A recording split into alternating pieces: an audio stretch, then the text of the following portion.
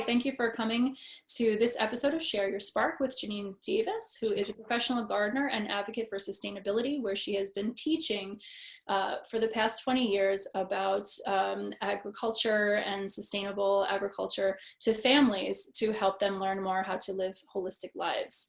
So she is the director of the gardening program at the Garden City Waldorf School, and we are so grateful that she's here. So, hi, Jeannine, thanks for coming. Hi. Yay, so good to see you. Yay. Hi, everybody. So nice to meet you. I can share what I do. I've been working at the Waldorf School for about 15 years now.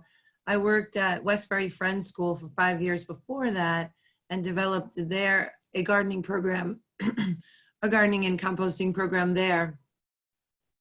And then I have 2 children, so they came over to the Waldorf School with me because that was really the philosophy that I was looking for. And I got my master's in Waldorf education and biodynamic agriculture, which is a form of agriculture that kind of takes it up a level from organic gardening. It sort of opens up the whole cosmos into your garden, and many, many more influences that we might not even know are happening from the earth and the sky and the planets. And just like the moon moves the tides, there's influences of different planets in the universe that affect certain plants. And so there's times that you can apply these preparations to your soil to really, really heal it. It's really the only thing that has been proven to heal degraded soil, and it just brings the life back into it. So it's all about the life, and we work with manure and microbes, and it's all about bringing the life back in instead of taking any out, which was what you do with pesticides and herbicides. So I think that what I've done is I've developed a curriculum at the Waldorf School for grades 1 through 8, a full year of gardening. That's indoor classwork too. So we do, and we usually do nature study in the winter time. And the whole foundation of my work and what I'm trying to accomplish is to develop a sense of reverence in the children for nature and for food and growing their own food, because we can experience it's so much more than just a garden. You know, we're outside, we have all the insects, we have all the animals and their influences. So it's there's so much to teach. There's just never not a teaching moment when we're outside. Plus, we're getting them outside of their, from sitting at their desks. And at Waldorf schools, they get outside a lot. So, part of me has always wanted to bring this to other communities, or even adults, because I think there's that we're really right now during the pandemic that gardening is so popular. Seed stores are selling out of seeds and all of the supplies that you need. So it seems like everybody's really getting into gardening, which I think is great, because another service I've just started to do is gardening consulting, to come to your house and assess the land and what I think could grow there. If you could have a food garden, where is the sun? How much sun do you get? What's your soil like? I would do a soil test. And just really catering to families or anybody who wants to start growing their own food and really cooking with it. Like, you can save yourself a lot of money, especially just growing simple things like mixed greens, arugula, cucumbers, tomatoes. Cherry tomatoes are simple. You can make it really simple, and you can cut and herbs, tons of herbs. You can cut a lot off your grocery bill for sure. And it's healthier, because when you eat that food, that is harvested straight from your garden, it's alive. It's full of these enzymes that we lose that if it maybe it's coming from California and takes 4 days to get here on a truck. You lose a lot of the vitality of the food. So it's all about vitality. It's about vitality in the soil by adding these biodynamic preparations and making so much more life there. Then you have, you know, healthy soil, healthy plants, healthy humans. It's pretty basic. But what I like to do is help a family get started with gardening outside, and I can come back and work with their children. But my goal is so the family takes it on themselves. Like one day I will leave and they will continue, and it will become a part of their life to be outside and gardening together. And, you know, every night for dinner, you can run down there and grab a couple of herbs or grab some lettuce. There's always something you can put from your garden into your meal, and that's just fantastic for young children to be a part of.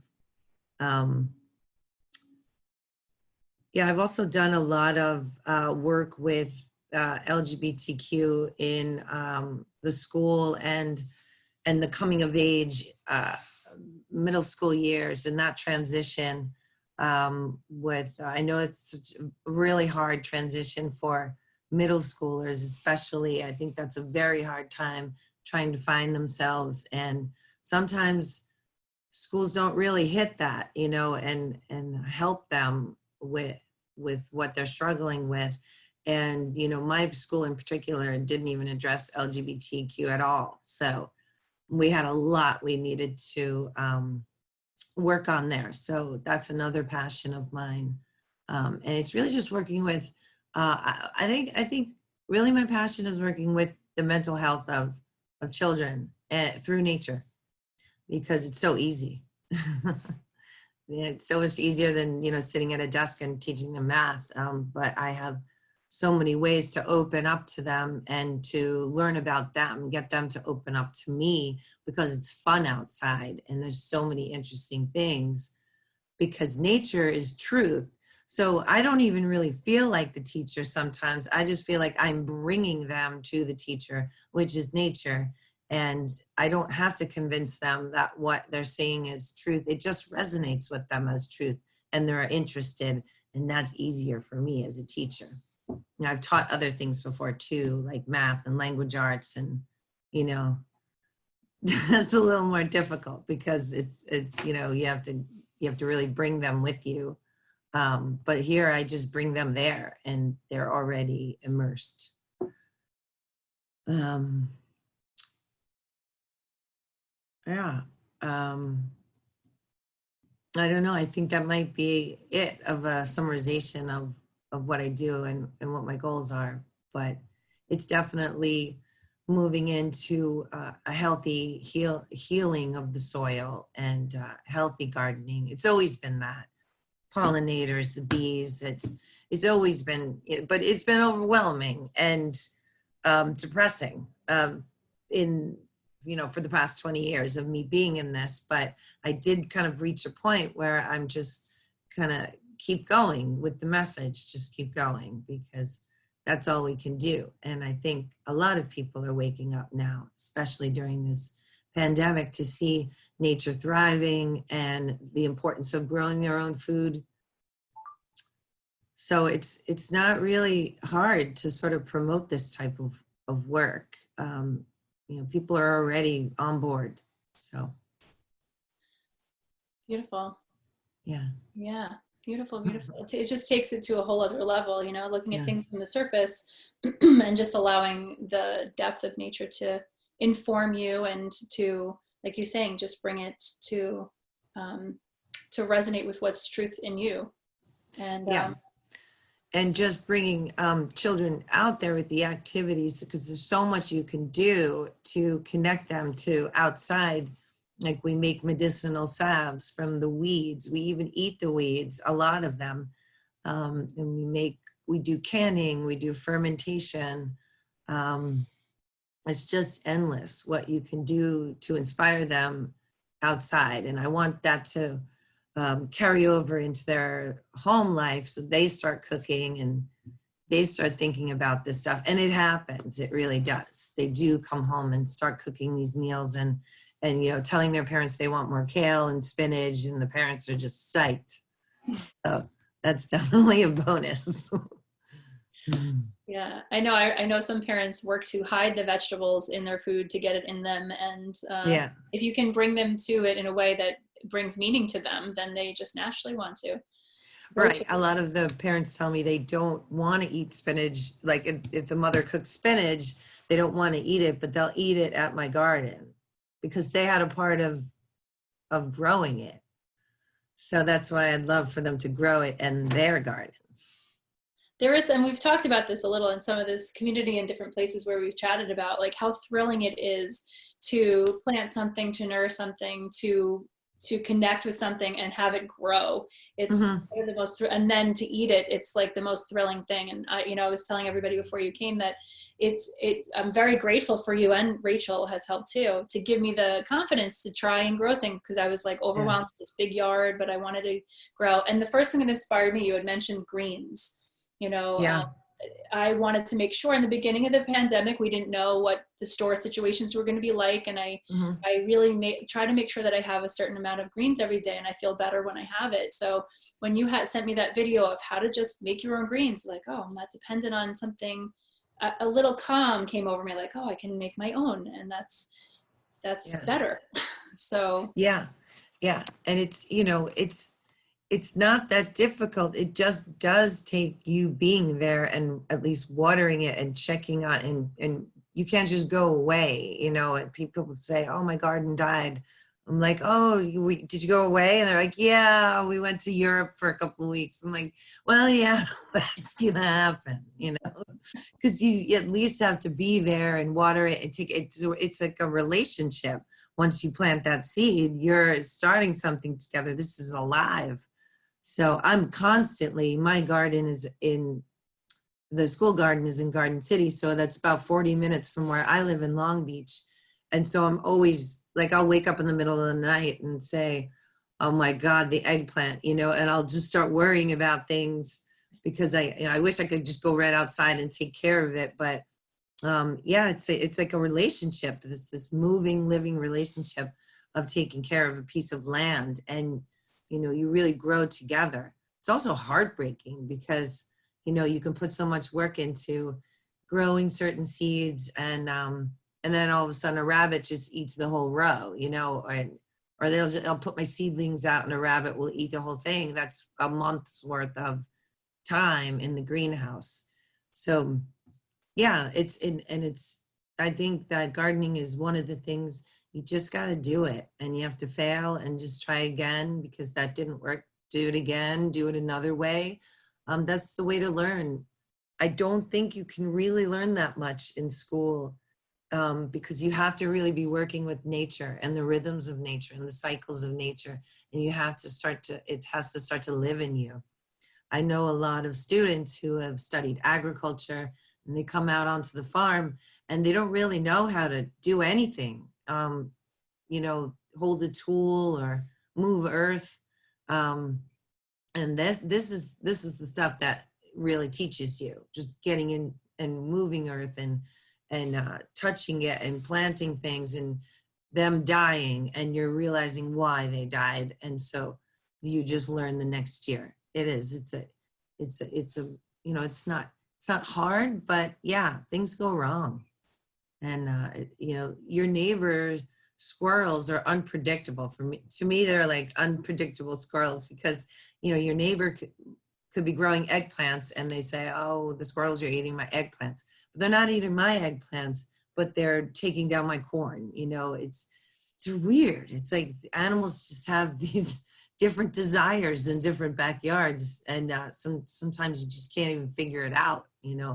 So you go through lengths to protect it and building all these things to protect it. I basically just gave up and I just opened up the garden. This is what's happened in the last probably 6 years of me just really trying to, oh my God, the rabbits, I'm trying to bolt them out, to create these fortresses.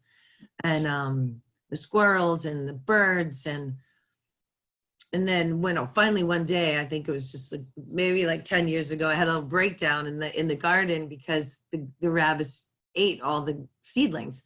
And I'm like, where's the red-tailed hawks? Why isn't, I need more hawks to do their job here. And I was so angry. I was angry at the hawks. I was angry at the rabbits. I was angry at everything. And I'm like, this is really not the energy I was looking for in teaching gardening to children in the garden. So I basically just opened it up, started talking to the animals. I really did. Started just saying, okay, I'm going to share this with you. We're going to share because I don't want to get rid of you. I want you here. And it just worked. So I have 2 open gardens, not protected. And, it's certain things I just don't grow. But I don't really have any problems anymore with the animals. No, that's wonderful. Yeah. So you have to talk to them. Yeah. They can feel. Yeah. So what would you say would be the best advice you could give people who are starting their own garden? They're a little nervous. You said, mentioned greens and cucumbers and tomatoes. Would there be, now I know you convinced me to do my own composting, which I'm still learning. It's my first year on compost. You obviously don't know until the next year if it works. I mean, I'm turning it once a week, we'll see how it turns out. But what would be the basic like foundations you would say for starting your own garden at home? Would you say, I mean, I guess it's probably different for every yard, but would you say like the ground, boxing gardens? How do you like to garden? So there's so many ways. It just depends on what you have. Do you have a backyard? Do you have a balcony? Do you have a porch? Like, is your soil bad? Because some people have said, my soil is terrible. So then you build a raised bed and then you add store-bought compost to it. And so that'll fix that. But I think if you're just starting out, I think it's helpful the first year to buy seedlings instead of planting just seeds, because some seeds take about 3 weeks to germinate. Some 2, some quicker, like arugula is pretty quick, and mixed greens. So that's exciting. But sometimes a bird comes and eats all your seeds and you don't even know it, and you're just waiting for them to come up. So I don't want people to get discouraged their first year. And I would say if you could, you just start with like maybe 2 or 3 tomato plants, maybe 2 cucumber plants, and you can plant these in pots with a little tomato cage, and you can use a tomato cage for cucumbers too. And I would get some basil in pots, and just buy the plants. And you are going to have to put, I would say you'd have to put like $50 into it, but it's definitely worth it, because if you're going to be planting all by seed, it's just tricky, and it's discouraging. So, maybe if you want to start a couple of things, like I think mixed greens and arugula should always be started by seed. It's just so quick and easy. So, you get your seedlings for tomatoes or cucumbers. First of all, you have to see what you eat. Like, what do you eat all the time? Is it tomatoes? Is it basil? Is it lettuce? Like, so what is the thing that is almost always on your dinner table? You want to grow that for sure. And I would just start small, and planting in pots is great. I have on the side of my house a lot of pots from, at the school, I used to buy a lot of trees for the grounds. So they're like these pots that trees come in, these big black round pots. Those are great for planting vegetables at your house, like a big container that maybe a small tree came in. Or buckets. I take buckets. I even take tubs, plastic tubs, storage tubs that you probably have around your house. Just drill some holes in the bottom. I have one going on the side of my house with potatoes in it, and I planted about 6 potatoes in it, which will give me about 60 potatoes at harvest time. That's pretty cool to have just go outside. And you can keep the potatoes in the ground until you're ready to harvest them. So I usually harvest them at Thanksgiving, but That actually leads me to a question, if I could yeah. ask the garden. You had told me, which I did, get a bag of organic potatoes so that they go to eye, Hmm. right? And I let them like grow their eyes, and then I made sure that there was at least 2 eyes in each section, cutting them in half even. And then I planted them in rows. I had a square box as Yeah. part of the garden, and they're huge. They're like, and I covered them with, they grew plant life, and then I covered them with soil because I heard somewhere like covering them keep them in the dark. Yeah, that's called mounding. But they've grown so far above the box, they're just Yeah. like reaching to the sky. Do I just let them keep going, or when do you? How far above? Like a foot and a half. Oh, that's great. No, that's fine. What you can do is mound the bottom of the leaf because the potatoes will grow more. But so your plant is starting to come out. Just put more soil at the base. It's Okay. called mounding, so that it keeps making more. There's more space for potatoes to be made. Oh, okay. Okay, Okay. so like your stalks coming up, just go right at the base and add maybe 6 inches more of soil around the base of each potato Oh, plant. that's a great idea. Thank you. Yeah, you're welcome. Thank you. So, Does everybody here want to start gardens or have gardens or any gardening questions? I was going to say, yeah, let's Yeah. go around. If anybody has any, because I know there are several gardeners here. If anybody Yeah. has a question, feel free to raise your hand. Jeannine is a font of really useful information on gardening. Mhm. Audrey. Okay, I think you muted yourself, so you'll have to unmute yourself. There you go. My dog is afraid of the rain. I had her on my lap for a little while. Chloe! Aw. Puppy. She's freaking out. Someone's delivering something probably. My question is about tomato plants. I have like Yeah. the slicing beef eater, Beef steak? beef steak. Yeah. And it looks like there's 4 stalks in the pot, and they're already staked. They're about this high. I read somewhere they should take the leaves off the bottom. Did So you? some of the leaves on the bottom are yellowing. Yeah, And it yeah. looks like it's kind of pot bound, even though I transplanted it once already. I feel like they maybe need even more room. So how big is your pot? It's let me see, 2 feet by, I think it's 24-inch diameter. Oh, that's great. That's enough. So that you have big 4 enough? plant. You have 4 plants in there. Yeah. Yeah, that's great. Definitely take the leaves off. Take the bottom leaves off, and especially if they're yellow.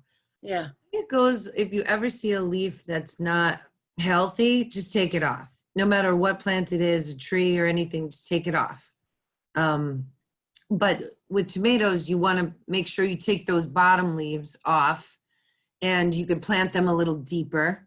And what you have to watch for, are your leaves turning yellow? Yes. So do you have like them in a good compost, like with some nice nitrogen? Because it's usually a sign of not enough nitrogen when they're turning yellow. I transferred from the nursery Yeah. the pot that it came in. I just added maybe, I don't know, 4 inches of Miracle Grow Okay. potting soil for 4 All right. vegetables, it said. It Yeah. just seems like it's not doing well, like it's pot bound still. I don't know. Send me a picture, Kristen. Maybe she could send me a picture like when this is done, and I can give her a little advice off, just so I could take a look at it. I might. Yeah, I know it's hard without seeing it. Yeah. Yeah. But it sounds like your pot is definitely big enough for 4 tomato plants. But pot. And I do have a little, looks like it's starting to flower. Yeah. Oh, good. Yeah. Good. A little yellow flower. Yeah. Okay. Well, I'll send a picture somehow through Kristen. Yeah. Yeah.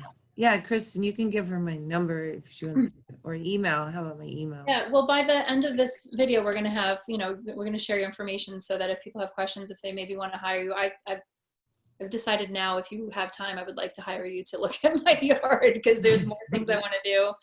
And I feel a little overwhelmed sometimes. So I would be more comforted knowing your educated, your wise eyes were on my yard. So, because I want to plant, there's some fruit trees I want to plant. There's a fig tree I want to plant. So would love to know where and all that kind of stuff. So we'll definitely have your information to everybody by the end. If you're watching a video, at the end of the video, we are going to have your information available to whoever's watching. So yeah, great. Yeah, we'll definitely get you connected. Yeah, so tomatoes. I've heard something about like the roots of tomatoes have like fuzzy edges, and like those can grow into roots, right? So that you can lift the soil up higher, like when you take the leaves off. Yes, that's what I was saying. You can, when she takes those bottom leaves off, she can either add soil or push them down a little bit. Oh, Them into the soil a little more. You want to get them a little more in the soil. okay. Yeah. All right. Is there any Also- pesticide you recommend? I No. know you said you were. Anything? Help? Yeah. So, there's things you don't, I don't think you have that problem right now. You don't have any pests right now, right? Well, this is for my gardenia bush. Okay. So I use neem oil. It's NEEM Okay. oil, neem oil. And it's pretty good for any kind of pests. Okay. You also spray like hydrogen peroxide mixed with a little water. That could be sprayed on the leaves too. Really? Yeah.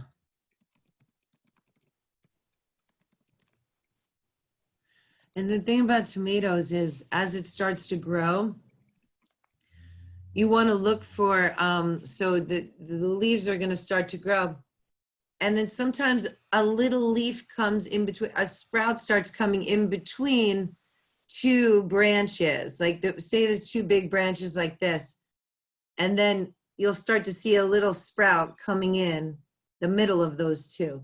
That's called the crotch. You want to take the crotch off. It's a funny name, but it's like the crotch of it. And then something's growing out of the middle. So you just pull those off all the time, because that it's going to take away from the amount of tomatoes you can grow and the size of them. Because what that crotch is doing is shooting up another stalk to make more potatoes. But now it has to make three. The energy of the plant has to go to 3 branches. So if you take that piece off in the middle, then the energy will go to the 2 and make big, fatter tomatoes instead of smaller ones. Okay. And take a little longer too. But yeah, I don't think you're up to the crotch stage yet, though. Okay. I'm ready for it though when it happens. Yeah. So Jeannine, you mentioned neem oil and hydrogen peroxide. Now I'm definitely in. I try not to put any chemicals. I've seen what I'm very tentative to use any pesticides or anything because I've seen what it does to the bees, and the bees are really susceptible. So I'm very thankful that you've offered a natural solution. So would you say that's for any pests? I mean, what I use as a generally for everything is Dr. Bronner's soap, actually. Just taking a water bottle and pouring some Dr. Bronner soap in the bottom and filling it up and spraying your plants, because that just prevents them from staying there and laying their eggs, because they just like slip off. They can't stay on. So I use that a lot with my I have a lot of white fly problems. It's frustrating, but it's always on my brassicas, which are kale and broccoli, cauliflower, Brussels sprouts. They attract these little white flies, and they're not harmful to the plant, but it's disgusting, because you want to eat this plant and it's covered in these white flies and eggs. So I have every year with my brassicas, I've got to just start spraying them I do it immediately with the Dr. Bronner's. and I have to do it throughout the season. And a way to not get them to develop is to constantly harvest. Don't leave your plants, or, you know, if it needs to be harvested, get it off, because for many reasons, it gets too big, then it gets too much moisture, and then they could start to mold. And you just want to keep it going, keep the flow going, keep harvesting, get more air in there. And the whiteflies won't be able to build up on the kale if you keep harvesting it. I did really well last year without even spraying anything on them because I was harvesting all the time. And then I went away for 2 weeks and they came in. They were there when I got back, and it was hard for me to, because I could have sprayed, if I saw them coming, I could have sprayed with the either the neem or the Dr. Bronner's and water, and prevented that from happening. But that was enough time for them to move in. Yeah, I don't use anything. I've never used anything harmful that would kill anything on the garden.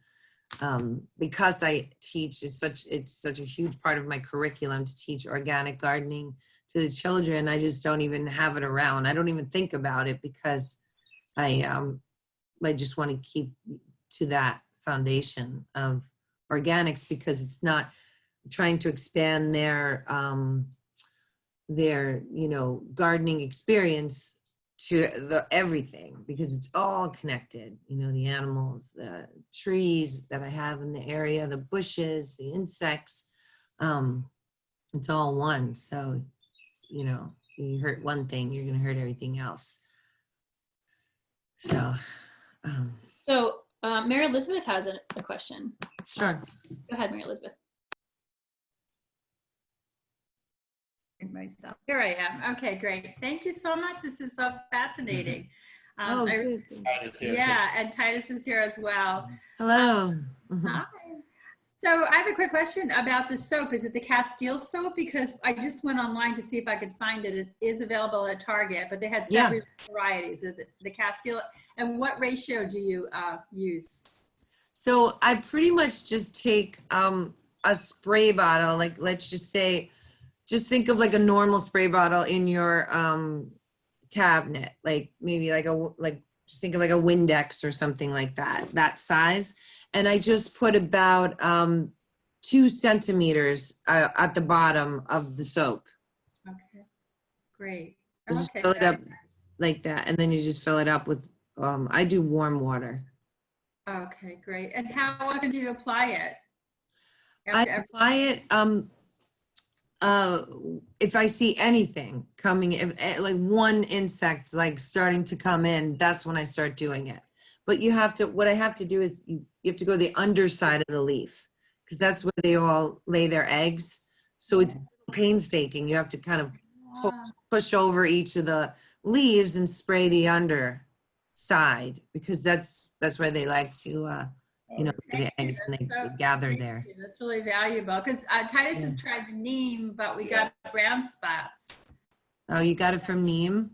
Well, no, not from No, neem. That was from- another product I tried. Okay. I didn't Sorry. feel that neem was working. Yeah, I know. Was it very far gone? Like, had it been sick for a while? Well, I was getting like holes in the leaves. So some flying insect, I think, was eating. What was it? What plant? Apple tree. Oh, it was an apple tree. Okay. Yeah. So there is a biodynamic treatment for that. It's called a tree paste. And I don't know if you were here earlier when I was talking about biodynamics, which is just another type of agriculture that you can just kind of raise the health of your land, your food, your garden, everything. It's all about vitality in the soil. We use these preparations with cow manure. We actually stuff cow manure in cow horns and bury it. In September, we dig it up in June, and then it's, you know, composted, but it's so concentrated with life and microbial activity. And you take that and you mix it in water and you spray it onto your land. And that brings like life into your soil. And that's what you need. That's what all the pesticides are taking away and making just dry, sandy pieces of land. You know, the life is what's going to give it that the moisture too, to be able to hold the moisture. Why did I even say that? What were we talking about? We were talking about the Apple so tree. yeah. So yeah, this tree paste is $30. I can give you a website where you can buy it at, but it's very beneficial, and you just rub it onto the bottom of your tree. And I've known that to work pretty well for apple trees and those brown spots on the leaves. No, I haven't been getting a production since I first planted it. The very first season, there were some apples. Last season, I had none. And this season, I thought I was with the neem oil and everything. I was making sure the leaves look pretty good, except for the brown spots I have now. So you still have brown spots? Yeah. Okay. So what you can do is you can spray the tree with a good nitrogen, like organic fertilizer, like sea kelp or seaweed. You can buy that as a bottle. I think Bonide, Bonide. I think that's a good brand for things that are not going to harm anything else. But when you're having problems in your garden, pretty sure that's what I use. You use the Bonide? Yeah. Do you use the seaweed? I didn't use the seaweed though. No. Okay, we'll try it. I would try that. Yeah. Thank you so much. That's great. I have one last quick. Okay. Oh, sorry. Go ahead. Well, I also use Bonide animal repellent because we have a real bad deer problem, and I think the combination of that and Deer Out, which I spray on the leaves of plants, especially like hostas, because the deer just absolutely love them. And yeah. Oh no. In the last 2 seasons with that combination. Amazing. Oh gosh, you have deer. That's hard. Yeah, they come off the creek and they're in my yard all the time. I hear you. Are you in Suffolk County? Yes. Yeah, I know. Well, people like build fenced in areas with like a cage, their gardens in them, because it's so hard to keep a deer out. But I found that this combination of these 2 products has been working. It's amazing. Everything. Yeah. They don't come near I us. mean, I hardly see them now. Wow. So, Titus, can you repeat that combination so I can put it in the chat box? The Bonide animal repellent?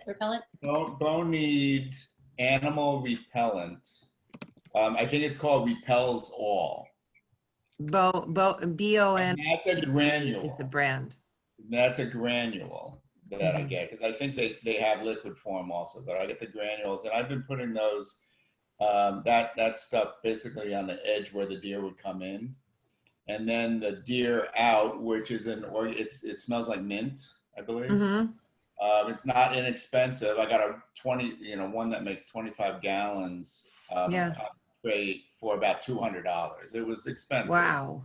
But it's gonna last me quite a few seasons. I'll probably get 3 or 4 seasons out of it. And the Bonide is spelled Bonide? Yeah, and it's available at Lowe's and I think Home Depot. So it's not Amazon too. And Amazon, of course, also. Yeah. I wanted to tell you something interesting, because bone meal actually works pretty well with some animals. And I think, in biodynamics, they teach you when you have a pest problem, that you have to get one of these pests. Like say you have a gopher problem, a deer problem. Like for me, I have rabbit problem. So you would find the body of one of these animals, or somebody, I had people calling me like, there's roadkill on 7th Street, maybe you want to grab it. Because you're supposed to get this animal intact fully, but it has passed away. And then you cut it open and gut it, and you tan the skin, and then after it's dried, you burn it, and it makes this ash, and you put this ash around the periphery of your area, and this pest won't go past it. And it's something about the smell of their dead, like hair and skin. Yeah. It tells them it's of their own, like the dead of their own. Wow. You try urine also, which is I said from like coyotes or some animals. Yeah, they hate that smell. Yeah, yeah. I wonder if I'm sure somebody has. The biodynamic world is kind of a little bit underground in a way, that people are looking for. You know, do you have a BD prep for deer, or do you have a raccoon prep that someone might have made? Because it's difficult to make them. I mean, number one, you have to have an area to tan it, like hang it out like this and dry it. But yeah, I feel like that's kind of the homeopathic way to treat pests, you know, because you're going to go crazy. But this is helpful information that you gave, because I don't have a Yeah, I'm feeling pretty good about this, and I don't know if yeah, anybody else who's actually tried it, and I yeah, don't know if one is working better than the other, yeah. but the combination has been working for me, and I barely see the deer now.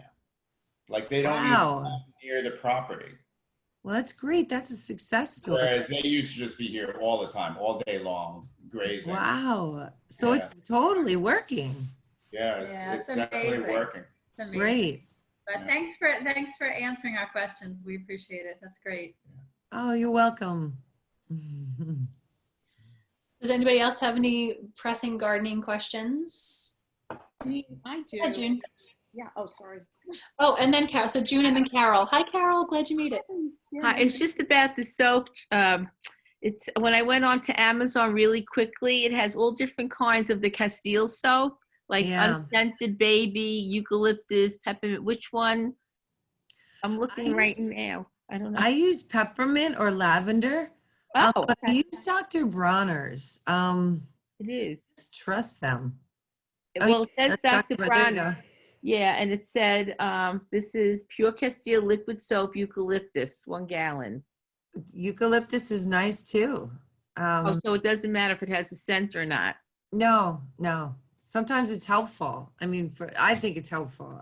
I've to have, you know, because I mean, that's why I mix all my herbs in with my garden. Like I don't plant, when I have tomatoes, I'm mixing basil in with them, but also onion and garlic, anything from the onion family. It's called the allium family. So you can do green onions, you can do shallots, garlic, onions, leeks, anything in that family. I actually have that everywhere in the garden, interplanted. I do a lot of interplanting. So it's not just, here's a row of corn and that's it. And then here's my row of cucumbers. It's always interplanted with like herbs and something from the allium family, because the allium family deters all the pests. So with a garden I just did with somebody, she planted her tomatoes and I just stuck garlic cloves in the ground next to them. And you're not going to really get the full, like when you plant garlic, you plant 1 clove in the fall because it's a bulb that, like, you plant like daffodils and tulips and all those things. So the clove goes in the ground in the fall, and then it like overwinters and then comes up in the spring and then shoots up, and they'll be ready to harvest. Well, soon they're going to make these scapes on the top. Then you chop them off and eat them because they're delicious. And the reason you chop those scapes off is because if you let the scapes, like it grows up and it kind of looks like this beautiful like beak. And there's like a little bulb on top. They're like little bulbils. That's what they're called. And they're delicious. Like restaurants serve them all the time. And so you want to chop that off and you eat it. Now all the energy of the garlic is going to go down and create, because that 1 clove is going to create a bulb. So 1 clove will create a bulb of maybe 10 or 12. But if you don't chop that off, then all the energy is going to go up to make that flower bloom. And it's beautiful. And I made that big mistake my first year because it was so beautiful. I just, wow, it was so beautiful. And then when I pulled up the garlic, they were like this big, because all of the energy went in. It's the same with every plant. Like the energy goes into making that flower. But anyway, the reason I said that was because it's interplanting is really helpful. So I have marigolds, I have nasturtiums, I have and the garlic family and all the herbs. anything with a strong scent is going to repel a lot of insects. So you just interplant it, and you really shouldn't have any. The only problems I have with insects ever are whiteflies. That's it. I still can't really get ahead of them sometimes. But that's because the interplanting really helps. I never have any problems with my tomatoes or cucumbers, never, just year after year, no problem. Because you just shove a garlic or an onion or a leek, you know, a bunch of it, and then you can eat them. You know, it's good. Cool. Yeah. Thank you. Yeah. Carol. Yeah, hi. Hi. Thanks, Jeannine, for all this good information. I have garlic growing in a raised bed every year. In the middle of it, around this time, I plant the tomato plants. I never realized that the garlic was helping the tomato plants. So that's nice Yeah. to know. But when I pull the garlic up around July 4th, typically, usually ready, I didn't think of this before, but you're kind of saying in order to protect the leaves on the tomato plants, I might put cloves of garlic in around them, right? Yeah, because, you know, it prevents even bugs coming in from the soil. You know, it's releasing something into the soil Okay. that deters them. Well, my actual question, I just wanted to pick up on the garlic and the alliums, but my actual question was about a rose bush that I have and have had. And it starts out beautiful in the spring, and then I can see it now starting at the very bottom. The leaves are getting brown, they're getting holes. And last year I went to a local nursery and they advised, I think it's like a 4-in-1 spray or an oil or something. And honestly, it didn't do anything. I still saw, I think they're aphids or something on the leaves. And it just kind of ate up the foliage. So I wondered if you had any tips about taking care of that. You know, I think I would do like a peroxide mixture of peroxide and water. And wipe it on the leaves? Yeah, and make sure you get on the underside of the leaves. But I would get on it like hard right now, because you have to get ahead of them. They're so fat. They multiply insanely fast. Yeah. So it really gets out of hand quickly. So you just spray it hard. And I would use the Dr. Bronner's too. Oh, really? Yeah, the Dr. Bronner mixture with the water. Okay. Yeah, because they're not going to be able to stay on the leaf. They'll fall off. It's so slippery and oily. That's why they use oil. Use the hydrogen peroxide Yeah. with water and the Dr. Bronner's with water, like alternately or? Yeah, alternately do it. The Dr. Bronner's could be used every day, but I would go easy on the peroxide, you know. You give it a spray and see what happens, you know. Spray the unaffected leaves as well as the affected ones? Yeah. Spray the whole thing. Okay. Yeah, because they might be there anyway already. Yeah. You might not be able to see them. Thank you. Yeah. So I have a question about the peroxide. Do you dilute the peroxide or is it just straight up peroxide? I dilute it with water. So kind of the same mixture as the Bronner's? Yeah. No, 50-50. Oh, okay. Yeah. 50-50. Okay, so 50-50. I'm just trying to put all this in the chat in case you missed anything. Now, I wanted to circle back to, and I know it's called Preparation 500, like talking about that, and like if you know where we can purchase some of that, like I know that's a very specialized thing, but like the manure and the cow horn, and I know. Oh, yeah. Yeah. So, okay, so yeah, that would be Josephine Porter Institute. I actually visited this beautiful farm by accident because I took a course how to raise honeybees at Spikenard Honeybee Sanctuary, Gunter Hawk, who taught a biodynamic program. It's out in the Blue Ridge Mountains, and it's so beautiful. This honeybee sanctuary, it's like 40 acres of just gorgeous wildflowers and tons of hives and honeybees. They're so happy and healthy, and nobody wears we didn't wear any garb to be with the bees. They basically meditated before they went into the hive. And and it's just all about being at peace with yourself. And the bees just feel whatever you feel. So if you're terrified and of, fearing them, they're going to feel that too. And just on a side note, that's one of the things I do with my 8th grade. I take them to a local farm where there's hives, and I put our chairs right in front of the hives. There's a flight path, so you don't want to go in their flight path, but you could see it when you go to the hives. I put them very close, and I just have them sort of sit in silence and observe. And, sometimes they're very afraid, but this year was so beautiful because they all came on to the 8th graders. They were climbing on us and crawling on us. And once you really understand a honeybee and how beautiful they are and how they don't want to sting you, that's the last thing they want to do. Like opposite of a wasp, they'll just sting you for standing there. But the honeybee, once you really have it crawl on you and you understand it, you just want to give your life to them, because they work so hard. They're the hardest workers out of all the pollinators. Got distracted again. What was I talking about?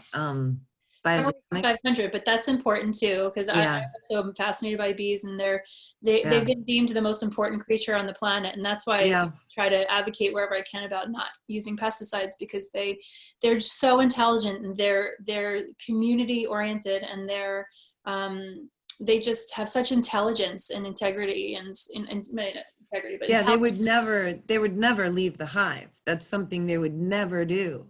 They are just one. They give their life to the hive.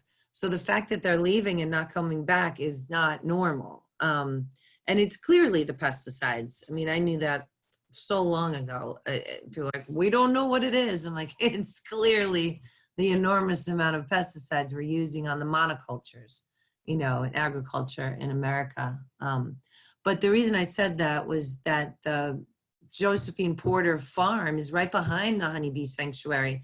So these fields and fields of, different grains and flowers. So the honeybees just love it there, but that's where they make the preparations. So you can order them online. And then there was also the other, what was the thing you said to Titus, was the tree paste. Tree paste, that's that you can order from Josephine Porter Institute too. And if you do order something, if you want to start getting into biodynamics, the one thing they tell you to start with is the biodynamic preparation 500 and the compost preps. So I know I didn't really talk about a compost, but it's really good to have your own compost if you have a garden. First of all, so much stuff you throw out that will turn into soil. And Kristen, you were talking a little bit about yours. I do put mine above ground, but on the earth, because you want to have it on the earth so the insects and the worms can get in there and do all the work for you. Some people have them in a tumbler. I mean, it's okay, but all the creatures that are going to do the work for you can't get in there as easily. So I just have 3 shipping pallets, and I nailed them together. And I just throw my green stuff. You think of it as greens and browns. So you got your greens, which is all the nitrogens, which is like kitchen scraps, vegetables, fruits. Eggshells are in between, but coffee grinds. These are all wet, so consider them wet and green. Then you want to cover them with brown and dry, which is leaves, paper, cardboard cut up. Sawdust has the highest carbon content. So it's nitrogen and a carbon sort of layering I do. And actually you need to have 25-to-1. That's the ratio, 25-to-1 carbon to nitrogen in your compost, which I didn't believe at first. I'm like, that's not true.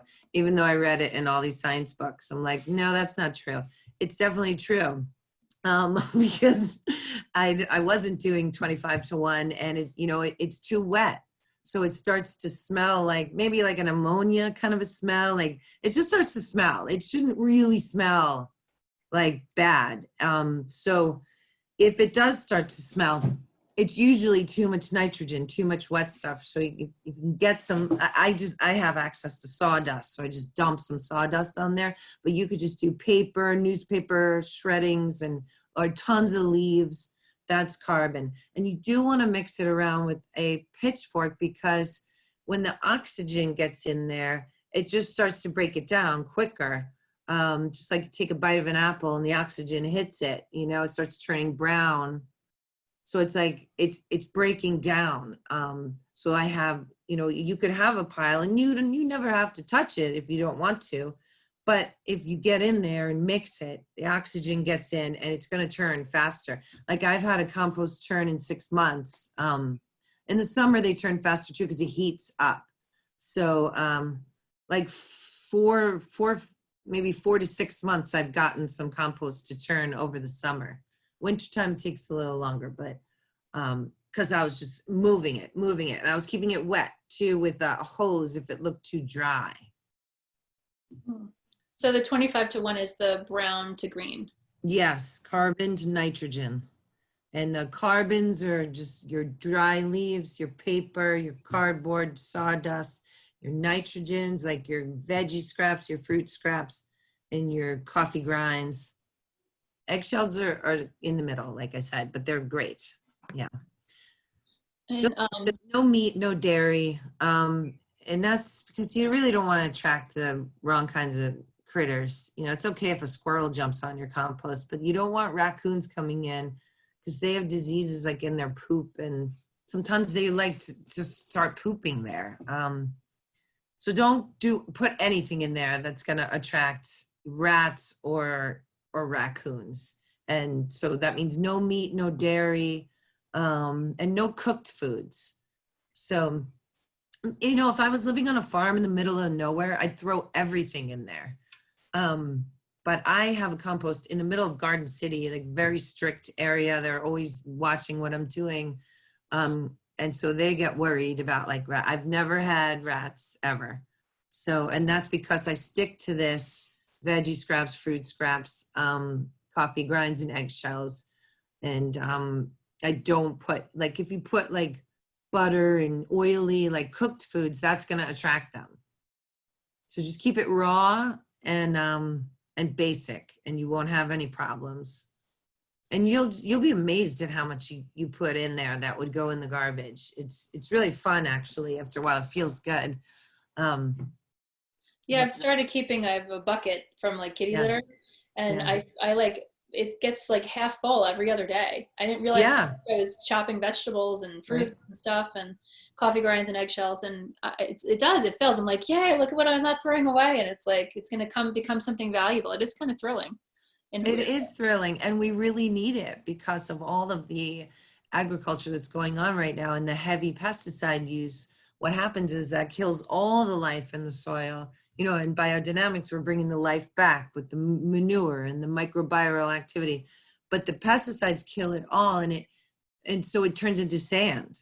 So we have like these, you know, in India, we have these like sand deserts, you know, and farmers just committing suicide because they can't farm anymore. They've been farming for generations, hundreds of years, the same family on the same farm, but they bought into GMOs.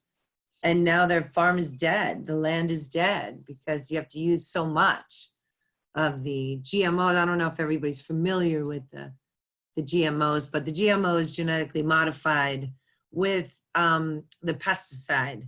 So when you take a seed and it's genetically modified and you plant it, I say it's corn, and the corn starts to grow, and then all the weeds start to grow around it. Then the airplane comes from above and drops the pesticide that it was basically vaccinated with a pesticide in a way. You could think of it like that.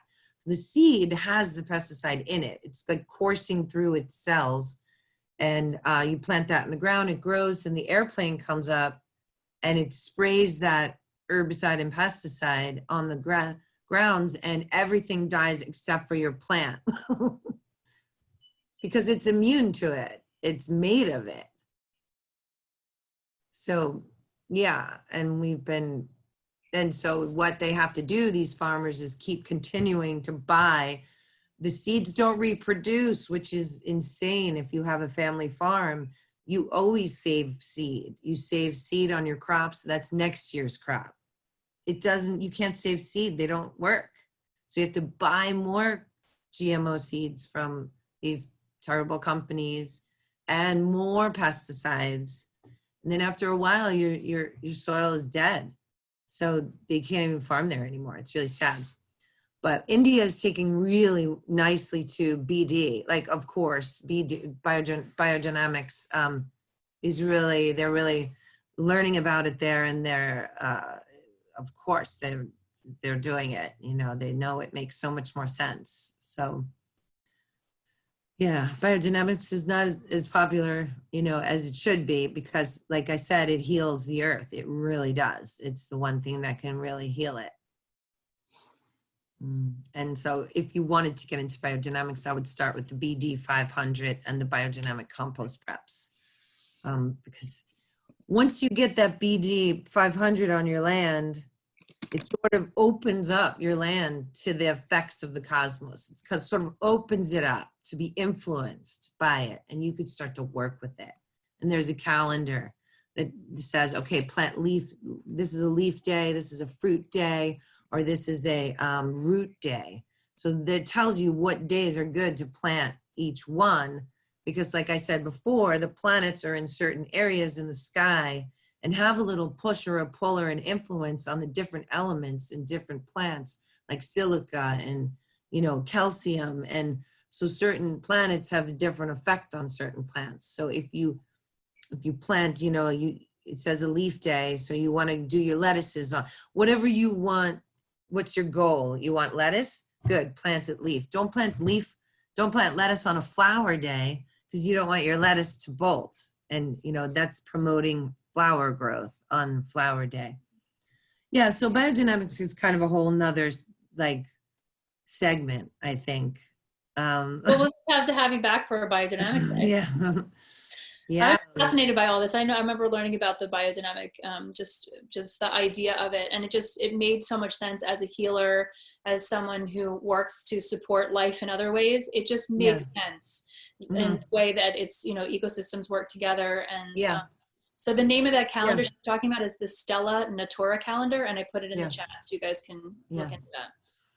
Yeah. And, you know, once you start getting some preps on your land, then there's certain things like I would give to Audrey right now. I would tell her to use the silica BD, because silica is, and I've seen this work magic, but you really have to have like, okay, so silica you use on a plant that is supposed, like a tomato plant is supposed to make a tomato, but it's a little stagnated. It's looking a little like it's not going to do it, or it's taking too long.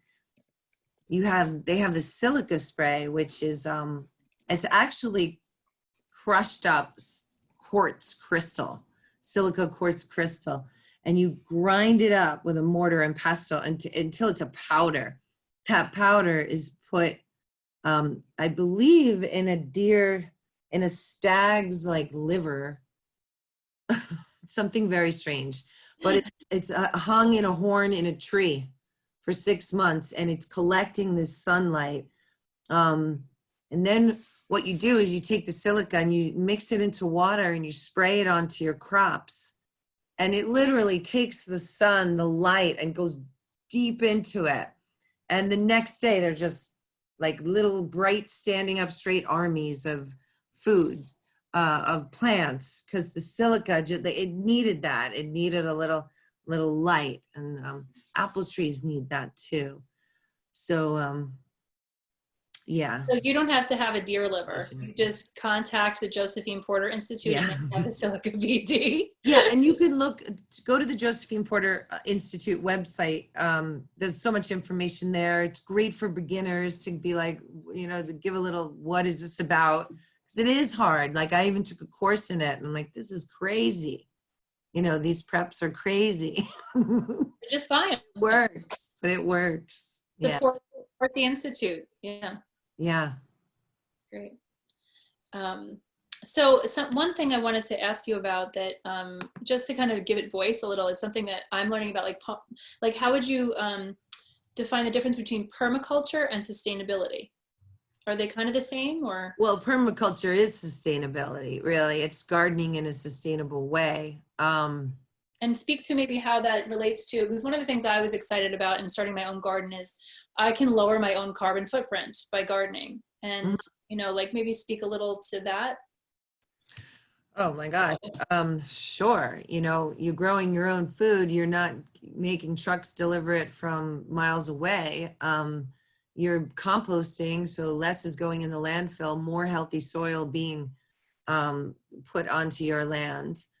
Permaculture is a lot more involved, I think, than people think, because it's, you have to, like, real permaculture people like study a piece of land for a while. Like they study, where's the water flowing to, you know, like where is there blockage from the north wind. And so, and also they like to do this, there has to be 3 reasons why you have something. Like, so these people had big farms, so they were like, okay, well, I have a greenhouse and I have chickens, and so, you know, the chickens eat the weeds in the greenhouse, and like there's, oh wait, I forgot what that was about.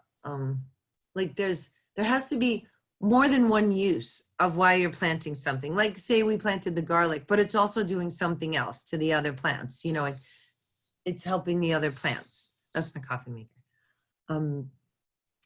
And it's kind of like that. It's like companion planting, like everything's working together. Everything's affected by everything else. And it's all connected. So, and you connect it. So that, you know, that's why it's so sustainable. It's not wasteful in any way, because everything has a use. And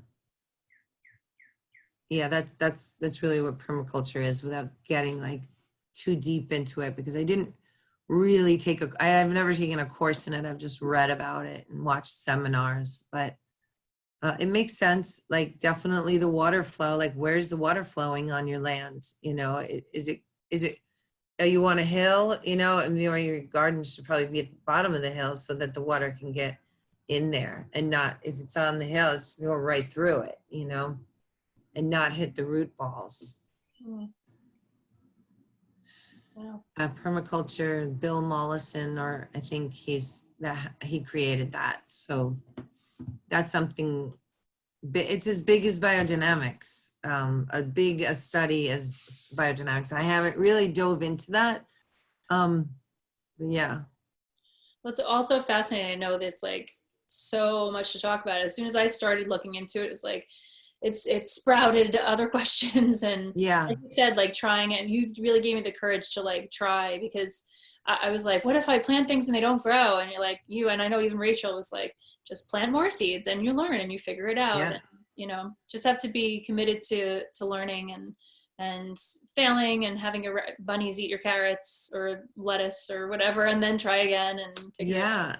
I mean, when I see people's beautiful gardens, I know that's a lot of work they put into that, you know, because it takes time, and it takes, like, you know, you're looking at your garden, maybe something needs to be moved. This is higher than that. Like if you're talking about aesthetics too, like in your flowers, the taller ones are in the back, the shorter ones are in the front.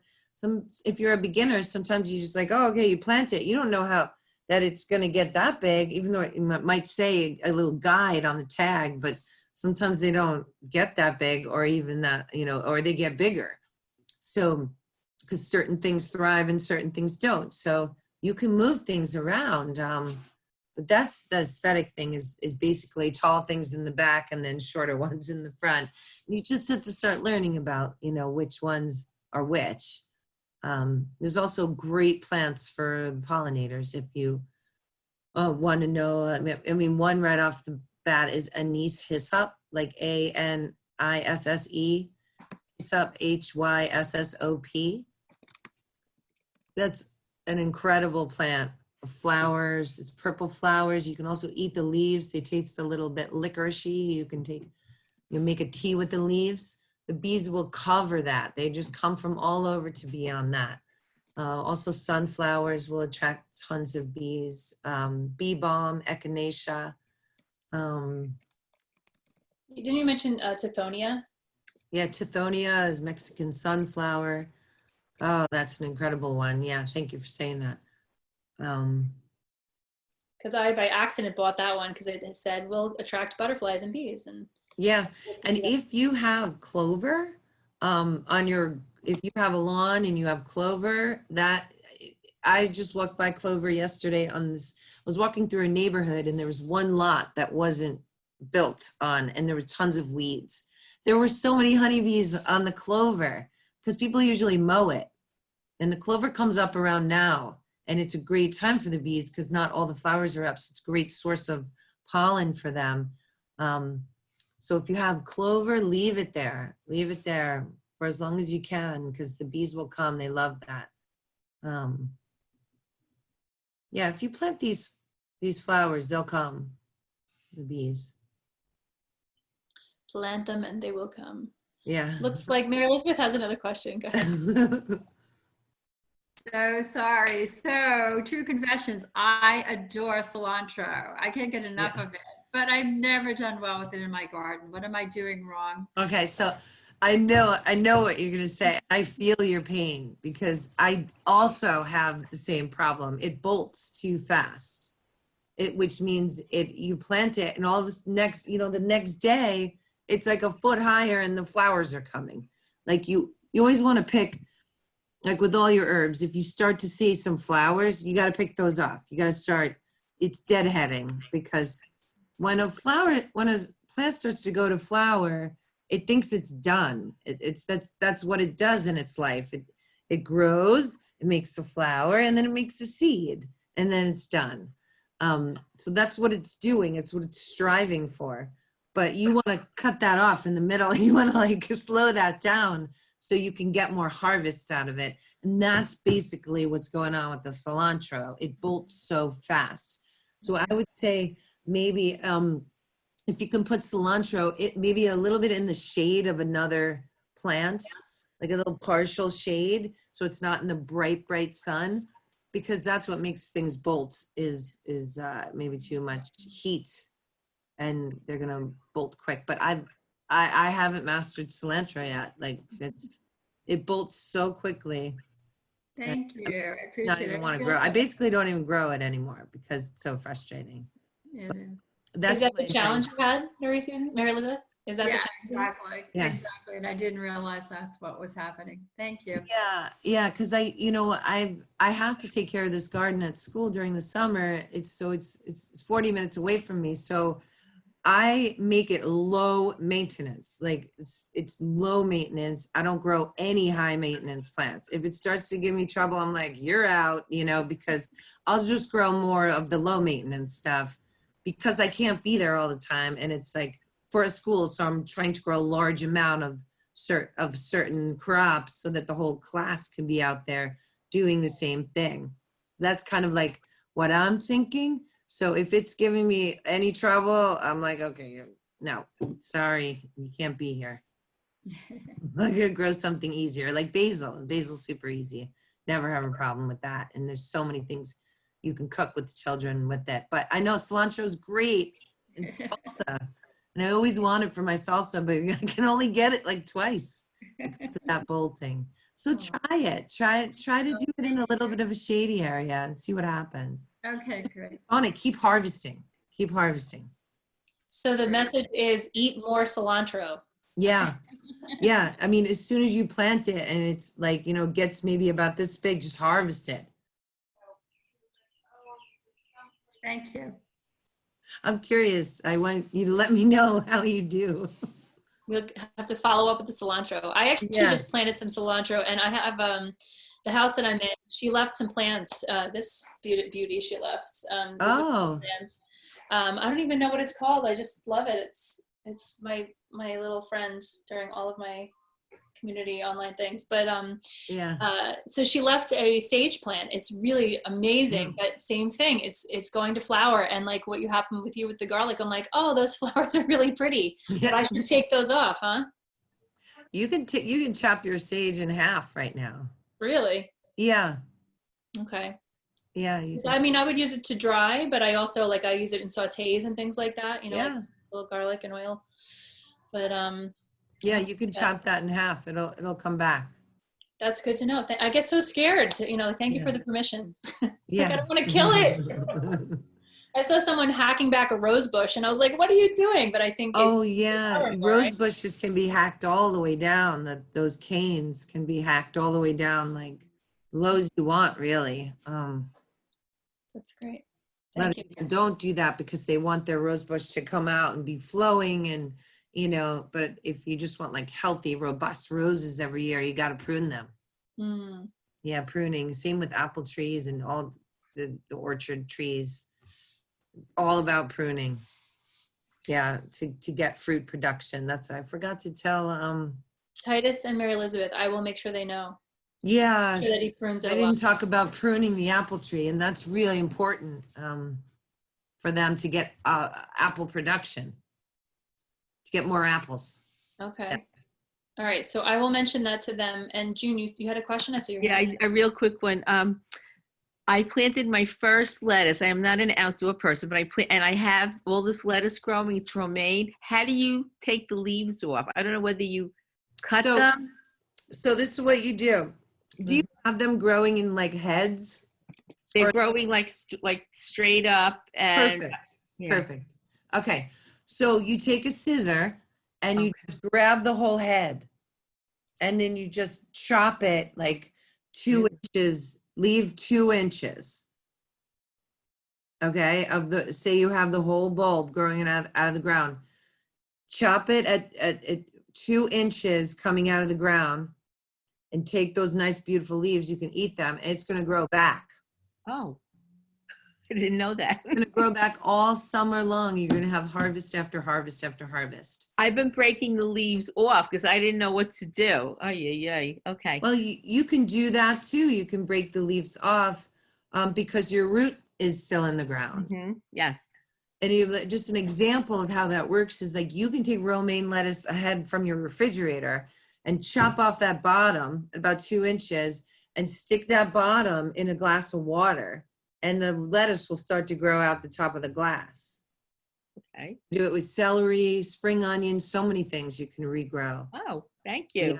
Yeah. Very helpful. Thank you so much. Onions. Yeah. It's great. This was Yeah. wonderful. When you're done. So I think I just want to let you guys know it's 3:30. So we're going to do there's a follow-up we wanted to offer Mary Elizabeth, then we'll go to Carol, and then we'll wrap up. So Mary Elizabeth, Jeannine had remembered something about apple trees to share with Titus. Okay, Oh, great. yeah, I forgot to mention, he was saying that he didn't have a lot of apple production. None this year. So do you prune it? No, he hasn't. Ah, okay. Okay, so that's probably a big issue with why you're not getting apples, because especially when you just get the tree, like it's not was it like a year or two, a couple of years old? Yep, it's 3 years this year. Yeah. Right. So at that point, you have to really pick the leader. Every year, you've got to pick what the leaders. You only want 1 leader of like one branch coming up the top. Sometimes there's 2 or 3, but that's too much energy. It's going to make too many apples, and so all the energy of the tree is going to go to try to fill all the branches with apples, and it's too much. So maybe you'll get like some balls and then they won't even develop. But if you prune like 2 of those major branches off, all of the energy is going to go into the rest of those and make big, more fat apples, Thank you so much. And it's like, and when you prune an apple tree, when you first get it, you feel like you're killing it, and you just, it doesn't feel comfortable because it looks so bad too after you prune it. Like if you look at apple orchards after they've been pruned, the trees look like they're in pain almost, and they're like, oh, why did they prune them like that? But that's all about the apple production. So yeah, it doesn't look pretty sometimes after you prune it, especially in the beginning when it's young. You're just like, how can I take all those branches off? I'm gonna kill it. But yeah, I would read up a bit on pruning. Great. Thank you so much. That's Yeah. so helpful. You've No been problem. wonderful. Very informative. Thank you. Oh, you're Maybe welcome. save the Thank tree. you, everybody. So just one more question, if we could. I know it's 3:30. Is it okay? We just take one more question, Jeannine, from Carol. Sure. So Carol, go ahead. Mine's really quick and simple. Sure.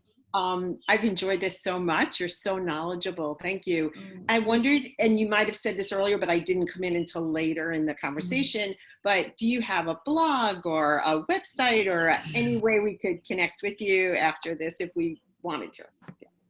Well, I don't yet, because I've been sort of just recently moving away from the school and really thinking about other people I want to reach or work with, you know. Not that, I mean, I love the Waldorf school. It's just, it's a very wealthy, like, community, and they have a lot of it already at home because their parents are so into this stuff already that, you know, I look at these other communities or even adults that I really enjoy helping.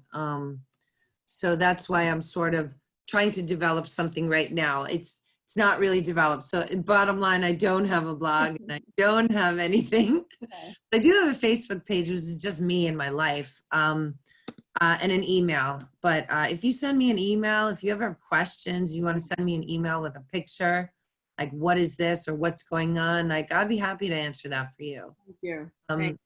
But I Remind am me your email? developing a website right now. I am. What is your email? I don't know it off the top of my head, Jeannine. Jeannine, Jeannine